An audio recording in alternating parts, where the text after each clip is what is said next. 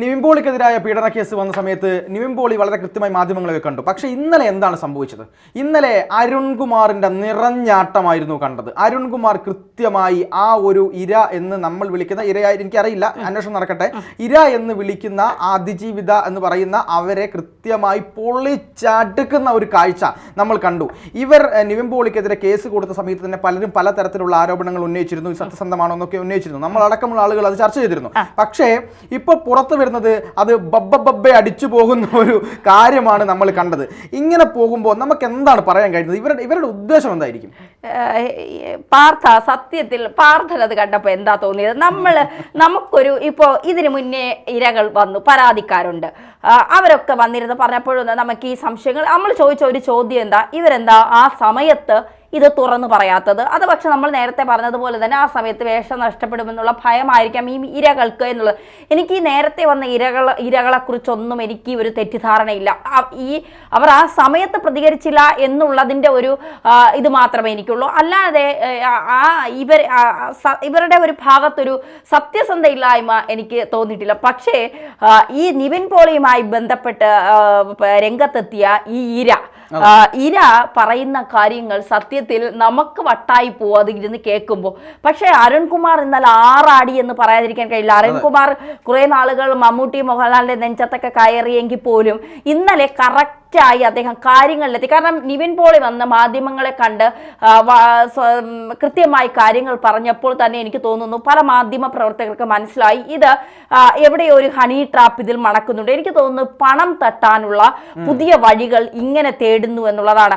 നമുക്കറിയില്ല അതിലെ സത്യാവസ്ഥ എന്താണ്, അത് പോലീസ് അന്വേഷണം നടക്കുകയാണ്, അത് കൃത്യമായി പുറത്തു വരട്ടെ. പക്ഷേ ഇത്തരം ഹണി ട്രാപ്പുകൾ നമ്മൾ ഒരുപാട് കാണുന്നുണ്ട്. അതായത് പലപ്പോഴും നമ്മൾ വാർത്തകളിൽ കണ്ടിട്ടില്ലേ, പണം ചോദിച്ചിട്ട് കൊടുക്കാതെ വരുമ്പോൾ അതൊരു പീഡന പരാതിയായി മാറുന്നു.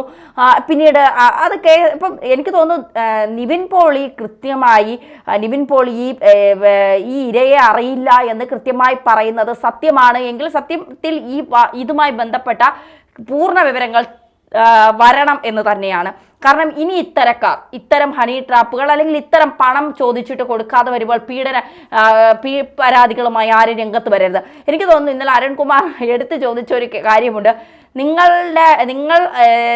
നിവിൻ പോളി നിങ്ങൾക്കറിയാമല്ലോ അല്ലേ, നിവിൻ പോളി ആണല്ലോ അല്ലേ അത് എന്ന് അദ്ദേഹം എടുത്ത് ചോദിക്കുന്നുണ്ട്. അത് കേൾക്കുമ്പോഴാണ് സത്യത്തിൽ അരുൺകുമാർ ഒരു ഇൻവെസ്റ്റിഗേഷൻ ഓഫീസറെ പോലെ നിന്നിട്ടാണ് ഇന്നലെ ആ പരാതിക്കാരിയോട് കാര്യങ്ങൾ ചോദിക്കുന്നത്. അപ്പൊ അവർ പറയുന്ന അതായത് ഈ നിവിൻ പോളിക്ക് ഉൾപ്പെടെ ഉള്ളവർക്ക് അവരുടെ വീടിന്റെ താക്കോൽ എവിടെ ഇരിക്കുന്നെന്ന് അറിയാം. അപ്പൊ നിവിൻ പോളിയെ നേരത്തെ അറിയില്ല. നിവിൻ പോളി ഹാക്കറാണ്, ഇവരുടെ മൊബൈൽ ഫോൺ ഹാക്ക് ചെയ്തു. ആദ്യം ഒരു മൊബൈൽ ഫോണേ ഉള്ളൂ, അത് പിടിച്ചു വെച്ചു എന്ന് പറയുന്നു. അത് നിവിൻ പോളിയും സംഘവും പിടിച്ചു വെച്ചു എന്ന് പറയുന്നു. പിന്നീട് മറ്റൊരു ഫോണിൽ ഭർത്താവ് അതേത് ഫോണാ എന്ന് ചോദിക്കുമ്പോൾ എനിക്ക് 2 ഫോൺ ഉണ്ടെന്ന് പറയുന്നു. ആ ഫോണിൽ നിങ്ങൾ നിവിൻ പോളിയുമായി സംസാരിച്ചെന്തെങ്കിലും ഇല്ല, അത് സംസാരവുമായി ബന്ധപ്പെട്ട ഒന്നുമില്ല. പക്ഷേ ഇവരൊക്കെ മയക്കുമരുന്ന് ലഹരിയിലായിരുന്നപ്പോൾ ഇവരെയും 3 ദിവസം മയക്കുമരുന്ന് കൊടുത്ത് മയക്കി കിടത്തി പീഡിപ്പിച്ചു എന്നാണ് പറയുന്നത്, അർത്ഥബോധാവസ്ഥയിൽ. പക്ഷേ ഈ നിവിൻ പോളി ഉൾപ്പെടെയുള്ളവർ മയക്കുമരുന്ന് ഉപയോഗിച്ചുകൊണ്ടിരുന്നപ്പോൾ ഇവർ അവരുടെ ഫോട്ടോ എടുത്തു എന്ന് പറയുന്നു. അപ്പോൾ അരുൺകുമാർ ചോദിക്കുന്നുണ്ട്, എന്നാ ആ ഫോട്ടോ എടുക്കുന്ന സമയത്ത് നിങ്ങൾക്ക് നിങ്ങളുടെ ഭർത്താവിനെ വിളിക്കാൻ പാടില്ലേ? മാത്രമല്ല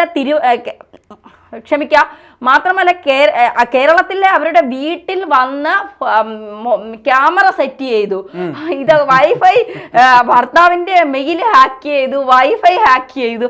സത്യത്തിൽ കേട്ടോണ്ടിരിക്കുന്നത് നമ്മളാണോ പൊട്ടൻ? ഞാനെന്താ പൊട്ടനോ? എനിക്ക് ഭ്രാന്തായതാണോ, നാട്ടുകാർക്ക് മൊത്തം ഭ്രാന്തായതാണോ എന്ന് ചോദിക്കുന്ന ഒരു ചോദ്യം ഉണ്ടല്ലോ സലീം കുമാറിന്റെ. അതാണ് ഇവിടെ ഓർമ്മ വരുന്നത്. ഇതിൽ എനിക്ക് വേറൊരു കാര്യം ഇടയിൽ ഇടപെട്ടതല്ല, ക്ഷമിക്കുക. എനിക്ക് വേറൊരു സംശയം തോന്നിയത്, ഈ പീഡന പരാതി ഉന്നയിച്ചതിന് ശേഷം എന്നെ നിവിൻ പോളി ഭീഷണിപ്പെടുത്തിയെന്നാണ് അവർ പറഞ്ഞത്.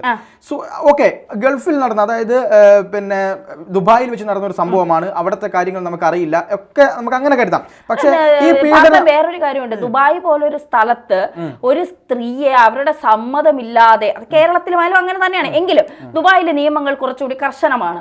ദുബായ് പോലുള്ള ഒരു സ്ഥലത്ത്, പ്രത്യേകിച്ച് ഒരു മുസ്ലിം രാഷ്ട്രം കൂടിയാണ് ദുബായ്, അവിടെ സ്ത്രീകൾക്കെതിരെ അതിക്രമം നടന്നാൽ പെട്ടെന്നാണ് നടപടികൾ അവർ സ്വീകരിക്കുന്നത്. ദുബായ് ഒരു പോലൊരു miss call മതി, പോലീസ് സ്ഥലത്ത് പോലീസ് ഇവർ ബ്രീത്തിങ് പ്രോബ്ലം കൊണ്ട് പുറത്തിറങ്ങിയതിനു ശേഷം ഇവർ എന്തുകൊണ്ട് പോലീസിനെ സമീപിച്ചില്ല?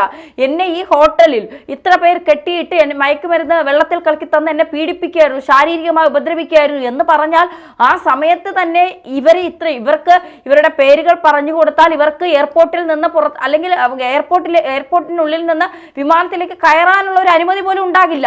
അപ്പോ അങ്ങനെ ഒരു സാഹചര്യത്തിൽ ഇവർ എന്തുകൊണ്ട് ജൂലൈയിൽ എങ്ങാണ്ട് നടന്ന സംഭവമാണെന്ന് പറയുന്നു. അല്ല, ജൂണിലാണ് ഇവർ പരാതി കൊടുത്തത്.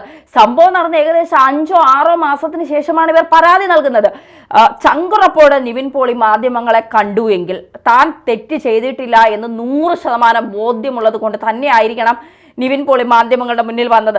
ഇര പറയുന്നതിൽ എത്രമാത്രം സത്യമുണ്ട്. കാരണം കഴിഞ്ഞ ഇവരുടെ ഫേസ്ബുക്കുകൾ, സോഷ്യൽ മീഡിയകൾ നമ്മൾ പരിശോധിച്ചാൽ ഇവരുടെ ഭർത്താവും ഇവരും ഒരേ സമയമാണ് നിവിൻ പോളിക്ക് എതിരെ ചില കമന്റുകൾ, ചില സോഷ്യൽ മീഡിയ പോസ്റ്റുകളൊക്കെ ഇട്ടിരിക്കുന്നത് ഒരേ സമയമാണ്. അതായത് കുറച്ച് നാളുകൾക്ക് മുൻപ് ഇത്തരത്തിൽ ഒരു പ്ലാനിങ് തുടങ്ങിയിട്ടുണ്ടാകണം.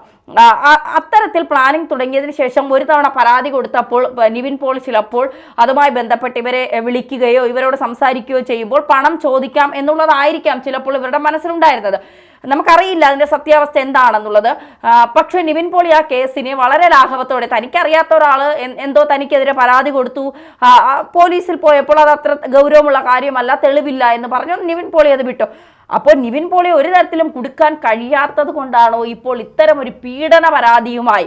എനിക്ക് തോന്നുന്നില്ല നിവിൻ പോളിയെ പോലൊരാൾ ഹോട്ടലിൽ 2 ദിവസം താമസിച്ച് ഇവരെ മയക്കുമരുന്നിൽ വെള്ളത്തിൽ മയക്കുമരുന്ന് ചേർത്ത് കെട്ടിയിട്ടൊക്കെ പീഡിപ്പിക്കുമെന്ന് പറയുമ്പോൾ ആൾ അത്ര മണ്ടനാണോ എന്നൊന്നും എനിക്ക് തോന്നുന്നില്ല. പ്രത്യേകിച്ച് ഒരു എഞ്ചിനീയറിംഗ് കഴിഞ്ഞ ഒരു മനുഷ്യനാണ്, അയാൾക്ക് ടെക്നോളജി പരമായി കാര്യങ്ങൾ അറിയാവുന്ന മനുഷ്യനാണ്. അതിൽ ഞാൻ ഏറ്റവും കൂടുതൽ കരുതുന്ന ഒരു കാര്യം എന്ന് പറയുന്നത്, ഈ നിവിൻ പോളി ഭീഷണിപ്പെടുത്തി പറയുന്നത് ഇന്ത്യയിൽ വെച്ചിട്ടാണ്. ഇവർ പീഡന പരാതി കൊടുത്തതിന് ശേഷമാണ് മകനെയും ഭർത്താവിനെയും പാമ്പിനെ കൊണ്ട് കളിപ്പിക്കുമെന്നാണ്, ഉറങ്ങിക്കിടന്ന മകന്റെയും ഭർത്താവിന്റെ ഫോട്ടോ വീഡിയോ ഇവർ കാണിച്ചു കൊടുത്തു എന്നൊക്കെയാണ് പറയുന്നത്. നിവിൻ പോളി മെസ്സേജ് അയച്ചിട്ടില്ല. നിവിൻ പോളി ഭീഷണിപ്പെടുത്തിയെങ്കിൽ അത് ഏത് വഴിക്കാണ് ഇവർ ഭീഷണിപ്പെടുത്തിയത്? ഇലക്ട്രോണിക് മാധ്യമങ്ങൾ വഴിയാണെങ്കിൽ അത് കൃത്യമായി കണ്ടെത്താനുള്ള വഴി ഇന്ന് നമ്മുടെ മുന്നിലുണ്ട്. രണ്ടാമത്തത് എന്ന് പറയുന്നത്, ഞാൻ ഏറ്റവും കൂടുതൽ സങ്കടപ്പെടുന്ന ഒരു കാര്യം എന്ന് പറയുന്നത്, നിവിൻ പോളി മുൻകൂർ ജാമ്യാപേക്ഷ കൊടുക്കാൻ വേണ്ടി പോകുന്നു എന്നാണ് ഏറ്റവും പുതിയ വാർത്ത നമ്മൾ കേട്ടത്. കാരണം ഇവിടെയുള്ളൊരു നിയമം എന്ന് പറയുന്നത്, ഒരു സ്ത്രീ പരാതി കൊടുത്തു കഴിഞ്ഞാൽ അതൊരു ഹണി ട്രാപ്പാണോ അല്ലെങ്കിൽ അതൊരു ഒരു എന്താ തട്ടിപ്പ് കേസാണ് എന്ന് ബോധ്യപ്പെട്ടാൽ കൂടെയും അവരെ അറസ്റ്റ് ചെയ്തുകൊണ്ട്, അതായത് പ്രതിഭാഗത്ത് നിൽക്കുന്ന ആളെ അറസ്റ്റ് ചെയ്തുകൊണ്ട് ചോദ്യം ചെയ്യുന്ന രീതിയിലേക്ക് ഇവിടുത്തെ പോലീസും ഇവിടുത്തെ നിയമവും പോകുന്നു എന്നുള്ളതാണ്. 2 കാര്യങ്ങൾ പോലീസിന് ചെയ്യാം. ഒന്ന്, വിളിച്ചു വരുത്തി നമുക്ക് ചോദ്യം ചെയ്ത് കൃത്യമായി കാര്യങ്ങൾ അന്വേഷിച്ച് തെളിവുകൾ ഉണ്ടെങ്കിൽ മാത്രം അന്വേഷിക്കാം. പക്ഷേ നമ്മുടെ ഒരു സിസ്റ്റം അനുസരിച്ച്, സ്ത്രീപക്ഷ നിലപാട് എന്ന് പറയുന്ന ഒരു സിസ്റ്റം അനുസരിച്ചുകൊണ്ട് അവരെ അറസ്റ്റ് ചെയ്യുക, അതാണ്. ഞങ്ങൾ നീതി വാങ്ങിക്കൊടുത്തു, അറസ്റ്റ് ചെയ്തതോടുകൂടി നീതി വാങ്ങിക്കൊടുത്തു. ഇവിടെ ഒരു പ്രശ്നം എന്ന് പറയുന്നത്, അറസ്റ്റ് ചെയ്യപ്പെട്ടാൽ പലരും വിചാരിക്കുന്നത് ഇവിടെ കുറ്റവാളിയായി എന്നുള്ളതാണ്. ഇവർ ചോദിക്കുന്നത്, അറസ്റ്റ് ചെയ്യപ്പെട്ട എന്തുകൊണ്ട് അറസ്റ്റ് ചെയ്തു, എന്തുകൊണ്ട് ജയിലിൽ കിടന്നു? അറസ്റ്റ് ചെയ്താൽ നിർബന്ധമായും അവരെ റിമാൻഡിൽ വിടും. അതൊരു സ്ത്രീ പീഡന കേസാണെങ്കിൽ കൃത്യമായിട്ട് അതിന് നിയമങ്ങൾ പറയുന്നുണ്ട്. അത് വെച്ച് മാത്രമാണ് ഒരു ജഡ്ജിന് എന്ത് ചെയ്യാൻ കഴിയുകയുള്ളൂ, അവരുടെ ജാമ്യാപേക്ഷ പോലും പരിഗണിക്കാൻ കഴിയുകയുള്ളൂ. ദിലീപിന്റെ കേസിലും ഇങ്ങനെ തന്നെയാണ് പറഞ്ഞത്. എന്തുകൊണ്ട് ഇത്ര ദിവസം ജയിലിൽ കിടന്നു? അദ്ദേഹം തെറ്റ് ചെയ്തുകൊണ്ടല്ല ജയിലിൽ കിടന്നത്, അതിന്റെ ഒരു പ്രോസസ്സാണ് എന്ന് ഇവർ മനസ്സിലാക്കുന്നില്ല. അതുകൊണ്ട് ഏതൊരു സ്ത്രീ വിചാരിച്ചാൽ പോലും ഇത്തരമൊരു കേസിനകത്ത് അറസ്റ്റ് നടക്കുന്നു, അവിടെ അവർ വിചാരിച്ച പോലെ കാര്യങ്ങൾ നടക്കുന്നു, അവിടെ കുറ്റവാളിയാണെന്ന് മുദ്ര കുത്തപ്പെടുന്നു. ഇവിടെയൊക്കെ ഇവരുടെ കുടുംബത്തിനും ഇവരുടെ കൂടെയുള്ള ആളുകൾക്കും ഒക്കെ ഉണ്ടാകുന്ന മനസ്സിനേൽക്കുന്ന ആഘാതങ്ങൾ. നിയമ്പോളിക്ക് ഭാര്യയുണ്ട്, നിയമ്പോളിക്ക് മക്കളുണ്ട്, നിയമ്പോളിക്ക് പിതാവുണ്ട്, അമ്മയുണ്ട്. ഇവരൊക്കെ എന്താണ് കരുതുക? ഇവരുടെ കൂടെ നടക്കുന്ന സുഹൃത്തുക്കളായിട്ടുള്ള ആളുകൾ, ഇവർക്കൊക്കെ വലിയ പ്രശ്നങ്ങൾ വരുന്നൊരു കാര്യമാണ്. എന്തായാലും ഈ നടന്മാർക്കെതിരായിക്കൊണ്ട് ഇത്ര വൃത്തികെട്ട പ്രവണതകൾ, പൈസ തട്ടാനാണെങ്കിലും എന്ത് കരുത്, എന്തായാലും അന്വേഷണത്തിലൂടെ പുറത്തു വരട്ടെ. ഞാൻ അവരെ അടച്ചാക്ഷേപിക്കുന്നില്ല. പക്ഷെ നമ്മൾക്ക് കിട്ടുന്ന വിവരം അനുസരിച്ച് നിവിൻ പോളി നിരപരാധിയാണ് എന്ന് കരുതേണ്ടി വരും. തീർച്ചയായിട്ടും ഇവരുടെ ഓരോ വാക്കുകളും ഇവരുടെ സംസാരവും ഒക്കെ കേൾക്കുമ്പോൾ ഒന്നും പരസ്പര ബന്ധമില്ലാത്ത കാര്യങ്ങൾ പറയുന്നു. ഇവരുടെ വീട്ടിലെ താക്കോലൊക്കെ നിവിൻ പോളിക്ക് അറിയാമെന്നൊക്കെ പറയുമ്പോൾ എനിക്കറിയില്ല, നിവിൻ പോളി തന്നെ സ്വയം ചോദിക്കുമായിരിക്കും, ഞാനെന്താടാ പൊട്ടനാണ്, ഈ എന്താണ് ചാത്തൻ സേവയുണ്ട്.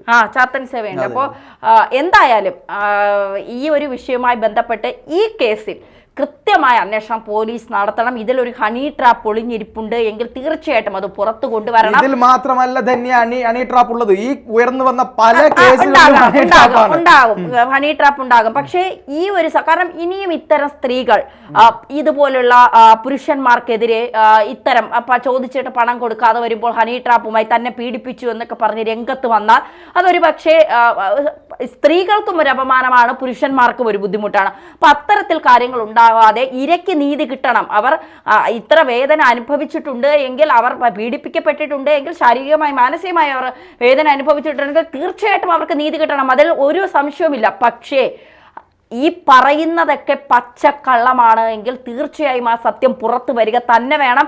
ഇനി ഇത് ആവർത്തിക്കാൻ ആർക്കും ധൈര്യം ഉണ്ടാവാത്ത തരത്തിൽ മാതൃകാപരമായ ഒരു ശിക്ഷയും അവർക്ക് നൽകണം എന്നുള്ളത് തന്നെയാണ് പറഞ്ഞു വെക്കാനുള്ളത്. തീർച്ചയായും.